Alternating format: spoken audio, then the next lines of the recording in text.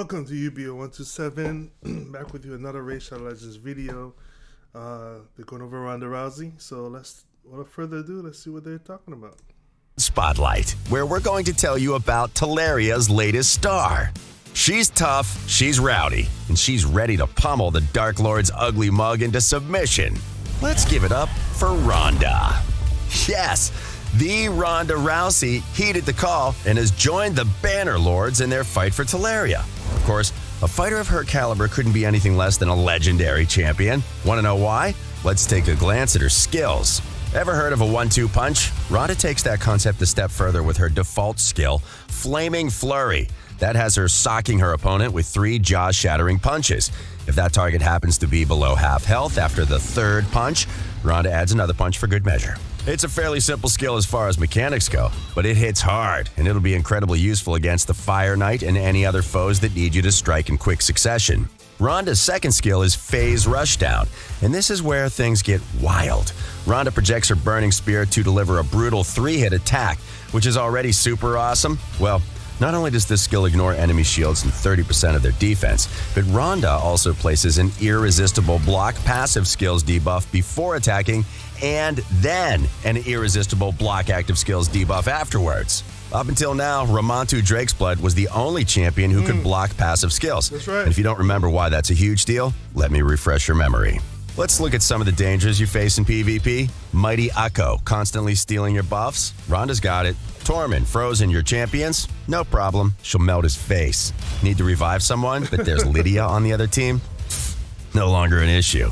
In short, there are plenty of passive skills that can turn the tide of battle, especially in the arena, and Ronda is one of the only 2 champions in the entire game who can do something about them. Not to mention, she also deletes a huge chunk of enemy HP and ignores shields. That's what I call a legendary skill. But we're not even close to being done. Fury Tremor is another amazing skill, and though it's an AoE attack that hits like a truck carrying nothing but bricks, its true value lies in its passive effect. While Fury Tremor is off cooldown, Ronda is completely immune to turn meter reduction. And even after using the skill, any turn meter reductions are decreased by 50%. That's an ability only some of the toughest raid bosses have. And if you've watched our Raid 101 video on the turn meter, you will know exactly how powerful this passive effect is.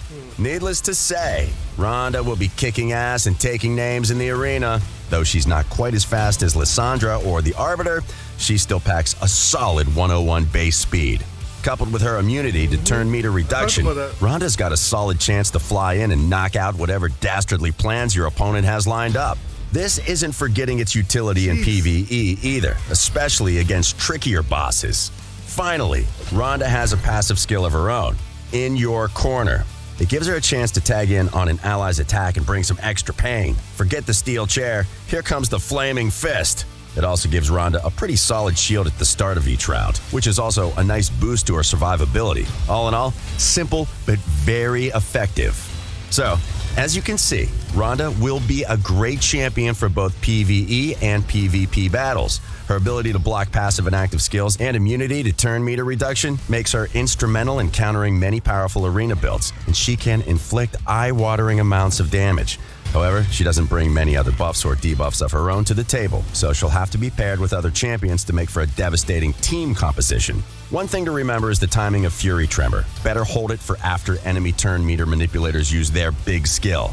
Otherwise, let it rip and smash some skulls. Another big bonus, since neither of the debuffs Ronda inflicts with Phase Rushdown can be resisted, you don't have to worry about her accuracy. Instead, focus on boosting her speed and her damage stats to maximize Ronda's potential. Artifacts that boost attack, crit rate, and crit damage will be your best friends. As you might have guessed already, Ronda will be part of a special chase event. All you have to do to recruit her is log into Raid for 7 days between now and February 28th. But you'll want to hurry. Once this chase is done, Ronda's not going to join the summoning pool, so this is your only chance to add her to your collection. I think the one thing they didn't cover that I think is important to acknowledge is the fact that Ramantu, the only other person that can do the lockdown passives and all that kind of stuff, is a character that's super hard to get.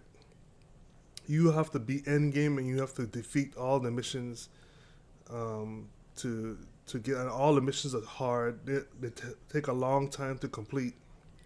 I haven't finished all my I haven't gotten Romanto yet, so let's show you how hard it is. And I've been playing for over 3 years, so log in and get that champion because, like they say, you won't be able to, you shouldn't be available after the 28th of February. And it's just so easy. Like you don't have to do anything but log in. Like log in, collect the character. She's amazing. That's an amazing character. But yeah, super hard to get. I'm getting her. I'm getting her from my free to play accounts as well.